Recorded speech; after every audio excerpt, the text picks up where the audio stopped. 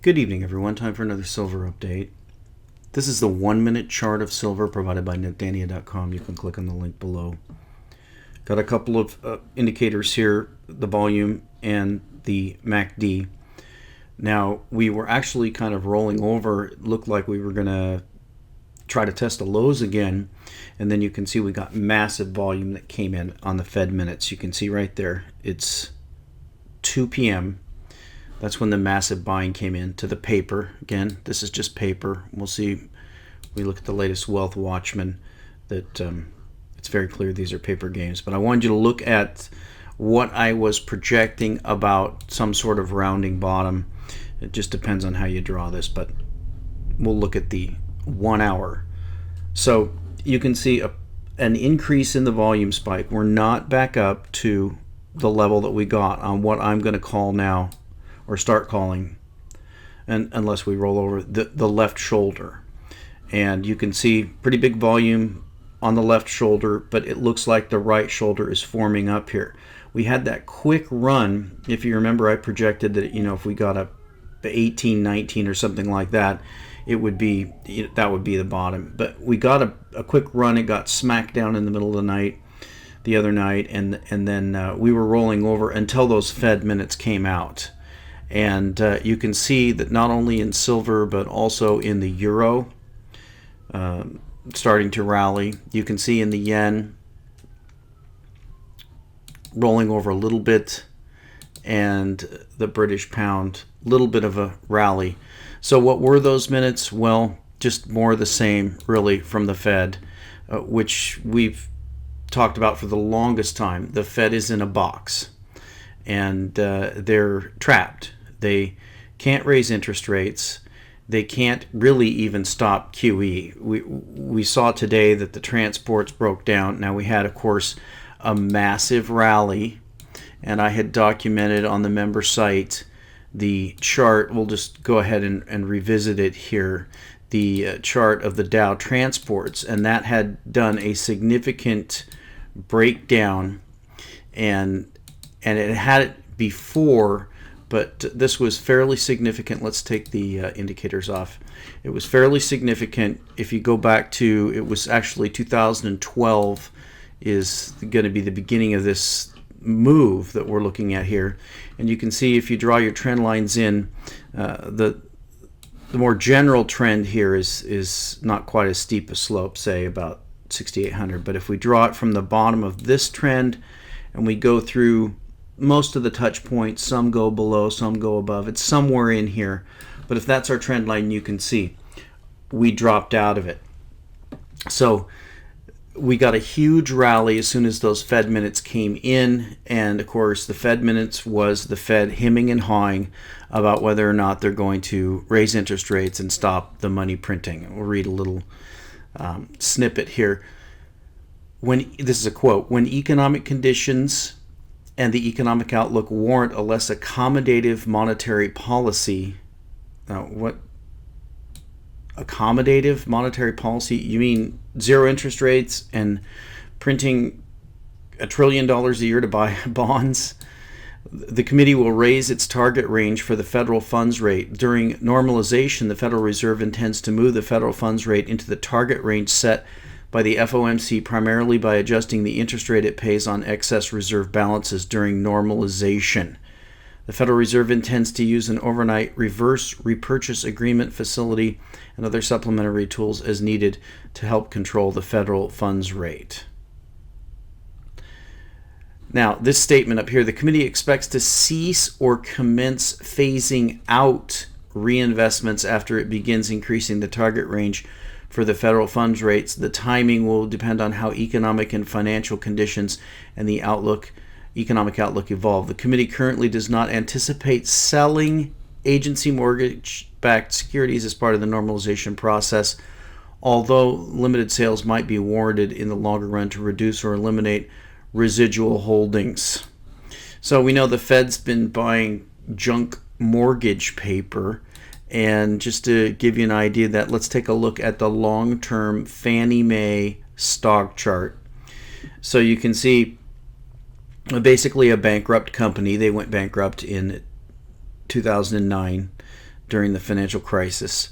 And they were put on life support, became government, and then you can see now they've had a rally, and now they're rolling over. So they were pretty much just flatlined for the longest time. Then they pumped some money into it, but now it's rolling over again. So that doesn't bode well. It obviously, the Fed can't sell any of that junk garbage paper that they've collected, and now that they're trying to ramp up the housing market again, they certainly can't. So that was the cause of the rally in stocks and in gold and silver to a lesser extent. And this is the typical hemming and hawing that the Fed does to try to keep things from collapsing, which they're always kind of tilting on this precipice of collapse. But I wanted to take you over to the latest Wealth Watchman.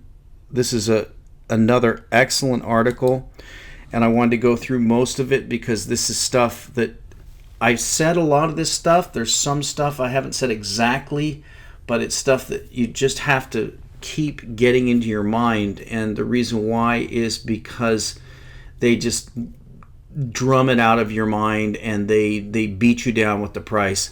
But he goes into all that, so let's read this. Wicked men hate truth. Boy, isn't that the case? Truth is treason in the empire of lies. The powerful quote above is most often attributed to Dr. Ron Paul. Though I've never seen this attribution verified beyond any doubt, it is fitting that he should be credited with it, even if he wasn't the first to say it. My brothers, we live in an age of ulterior motives, agendas, and untruths. It's undeniable. If you don't believe me, then consider this. How many sources do you trust to give you the full and unvarnished rundown on the matters that are really important to you? And then he names, of course, the mainstream press. So we're going to skip that and get down to the silver here. Silver is one of the most powerful truths God has given us.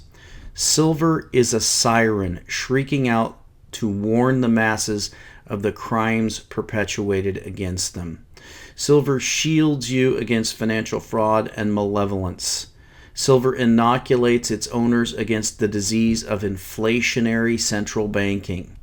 Silver's blood from these price smashes cries out from the very ground to indict the London and Wall Street marauders. Silver and those who own it stand as a great judge, pointing 10 million fingers at the perpetrators of high-frequency trading, spoofing fraud, of bank bailouts, of wars of empire, of political profligacy, of LIBOR scandals, of drug laundering, and myriad other crimes, saying, "You are guilty, you banksters." Silver is one of the most potent truths in our world and is therefore considered anathema to the global elites. Simply put, the financial elites hate silver because they hate truth itself. If truth be treason, then silver's very existence is a high form of eternal treason. So what do you say, brothers? Ready to commit some silver treason against the globalists with me? Excellent. So let's have some fun as we take a hammer to some of the most goofy silver lies of our time. By the way, if you're one of the proud Shield brothers, I don't know what he's referring to. I guess maybe is it Chris Dwayne's thing, or does he have his own Silver Shield thing? Anyway, who are charging headlong into the gates of hell by buying even more silver as the HFT carpet bombings continue to be carried out all around you, then brother, I salute you. Still, our brave Shiltron will be continually pelted by lies to steal their confidence and slow their momentum. I intend to go through some of these lies systematically and puncture their tires so that you can continue going from strength to strength. The most common silver lie today. Perhaps you've read or heard it stated in a forum, perhaps you've read it in a YouTube comment section, or maybe you heard it from just a random stranger. The exchange goes something like this. Dude, you want me to put my cash into the Dow at 17,000 with QE winding down? Don't be silly. I'm buying more silver. Lulz. Good luck with that, they say. Then it comes. Silver is going to $5. Ah, yes, the most uniquely absurd combination of five otherwise perfectly good words in the English language, all strung out in a nice, neat necklace for the clueless to wear. Of all the harebrained things that could come out of another person's mouth, this one just about takes the cake. Let's take a closer look at what this person is really seeing and let's apply its actual meaning. A tale of two silvers. First of all, this person has no idea about some of the fundamental things that we do, such as the fact that there is no silver market. There's only a long silver con. What I mean by that is there is no major exchange in the West which will actually bring all the silver to market that it can and simply allow buyers and sellers to exchange ounce for ounce without the cancer of naked, high-frequency traded, ultra-levered futures contracts overshadowing and undermining the entire price discovery process. Simply put, no major exchange with price-setting power just brings silver to the marketplace and lets the chips fall where they may. Yet, the central banks such as the Fed, the BIS, the IMF, the Bank of England, all have major market makers, read market riggers, in place who use their multi-million-dollar trading platforms to annihilate any uppity parties who get any big ideas about taking large long sides of the trade. Now that's what we're seeing here. As I've shown you with the volume, we're talking about the gamble of the paper traders who think they may have picked a bottom. And you can see that here now forming up.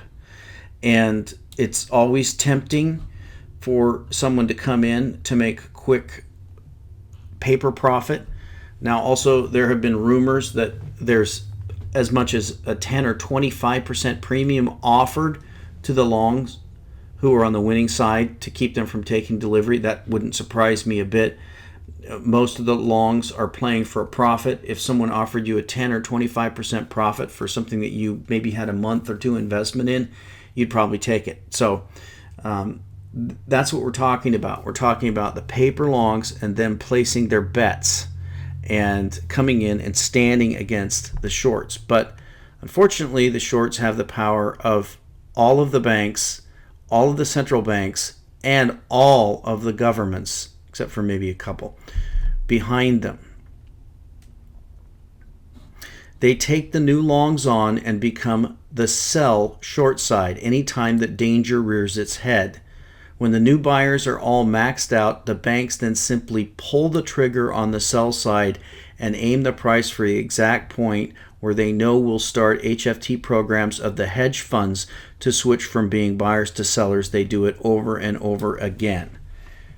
Now that's a very important point because they are looking for piling on effect of the high frequency traders. But the other issue that you have to remember that's very important is that this commodity futures contracts require anywhere from 5 to 10% money down. That's normally where it is.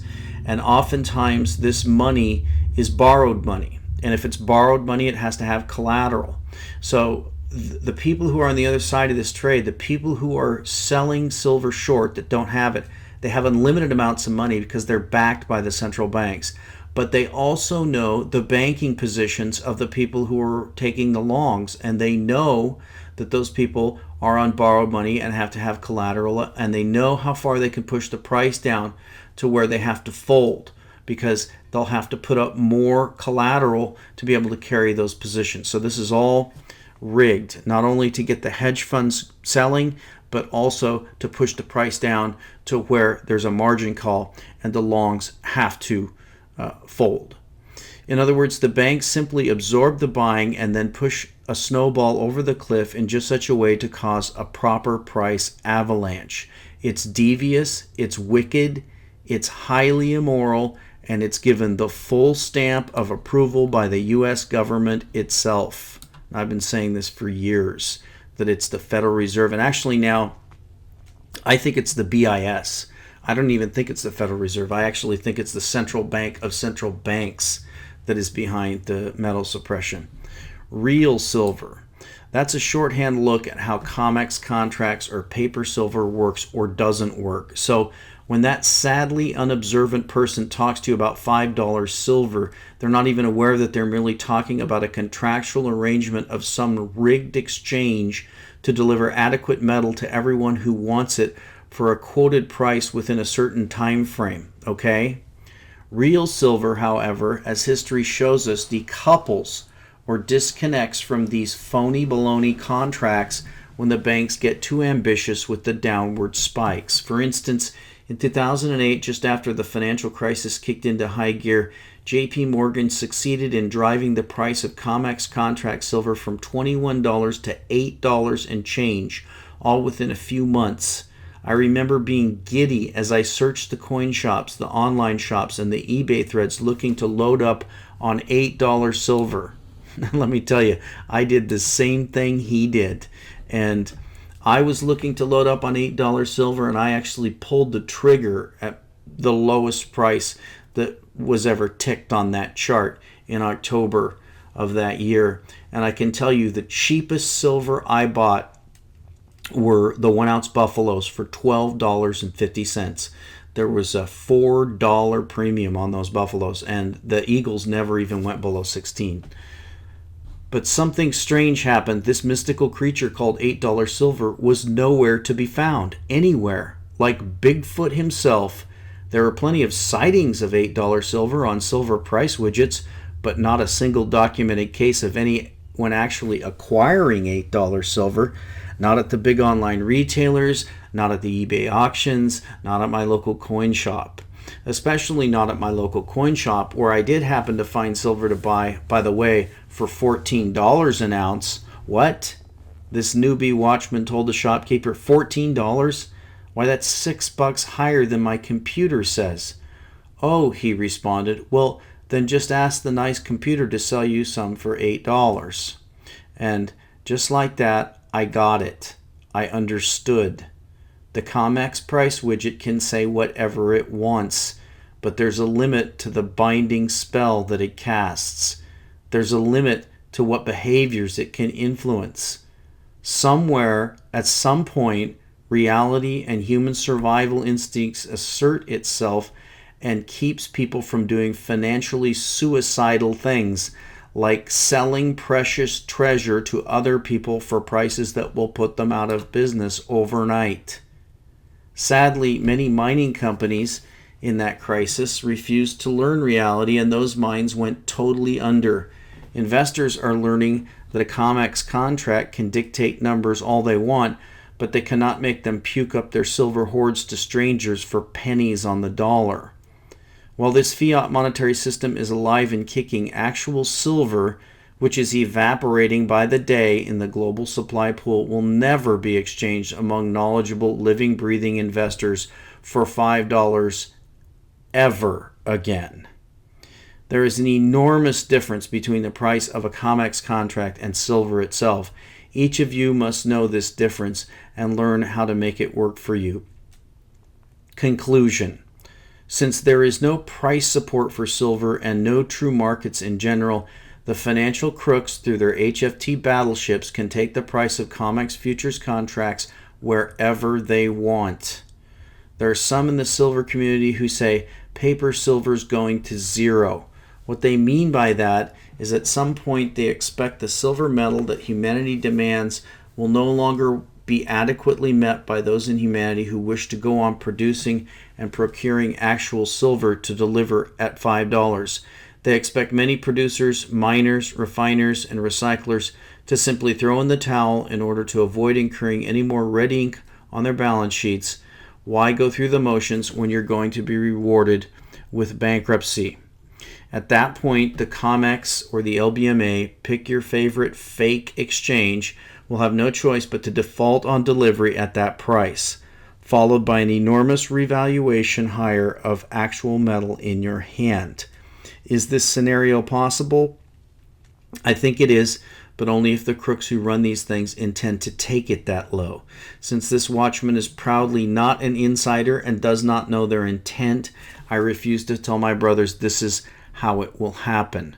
Why pretend to know their plans when I just don't have any idea? My job isn't to pretend to know what insiders are planning, merely only to watch what they're currently doing as best I can and bring that news to you, my brothers. However, the truth remains, if the crooks do take the price of a COMEX contract down to that level and agree to deliver 5,000 physical ounces to as many parties as possible at the price of $5, making the 5,000 ounce contract worth a paltry $25,000, then expect China and India alone to step in and buy all the silver in the whole world. Expect stackers like us to go nuts, even if the actual price of the metal in your hand is $12 to $15 with a COMEX contract price of $5. Expect millions of new faces to suddenly want to buy silver who'd never given this stuff a second glance in their entire lives. Just as physicians in a hospital could take a patient's heartbeat to 2 beats per minute, so too can the CME and bullion bank price riggers most easily take a COMEX contract price down to $5 or less. It's enormously simple, and with a few mouse clicks in the right HFT bullion bank trading platforms, they could do it today if they wanted.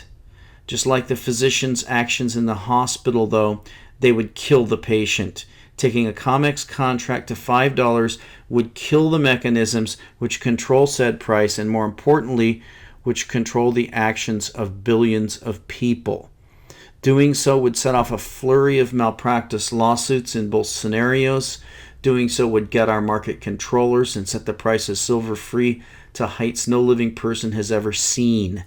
Doing so would send bond, equity, and housing markets reeling everywhere. Do you see? There's a mathematical endgame to all of this. It stops one way or another, with either a plunging, ludicrous COMEX number followed by defaults, lawsuits, and panic buying the world over, or it stops with an allowed COMEX price spike causing a worldwide rush to grab a resource that is simply no longer available. It ends in fire or it ends in ice, but make no mistake, it does end. So there you go. That's a fantastic article by the Wealth Watchman.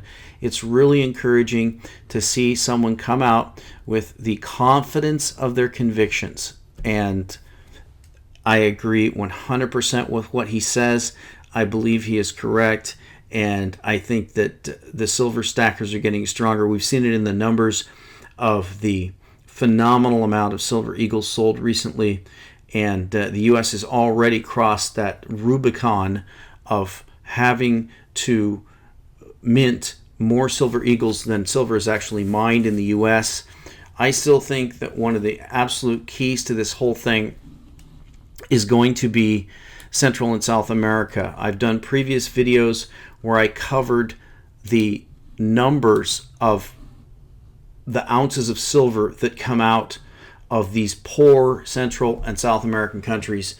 And if somebody like Argentina and maybe Venezuela now can start contracting with China to sell their oil to them or sell their goods to them or do yuan swaps or something like that, it makes perfect sense to me that the vast majority of the silver that's supplied to the West, which comes out of Central and South American poor countries, that the politicians of those countries at some point would realize that it is not in their interest to allow this precious resource to be looted by the Western bankers only to cover their default bankrupt bets, but rather it would be in their interest to seal deals with China, even Russia, or a lot of the other countries, and be able to trade that silver for a much higher price, get a lot of finished goods, and consequently make their citizens much wealthier. I believe that is coming, and that may actually be the straw that breaks the camel's back. So back to the silver chart, we're seeing what I'm thinking of may be the bottom coming in. Now, we could get with this latest Fed waffling here, and the Fed is hopeless. They'll never be able to get out of this box. So the bankers are looking to, I don't even know what they're trying to do, start a thermonuclear war, maybe wipe out 90% of the population with a manufactured bacteria or vaccine or Ebola, or they're desperate.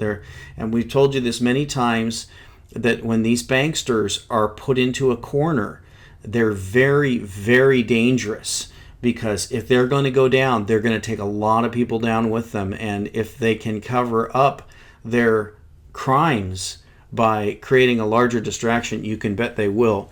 So if we get this move, back up to this very important resistance, and we get that volume coming in on this right hand shoulder to match what we got on this left hand shoulder, this could be it. This could be the big bottom. I'm not saying it is, but we're going to watch it very carefully, and it very well could be. And we'll talk to you next time.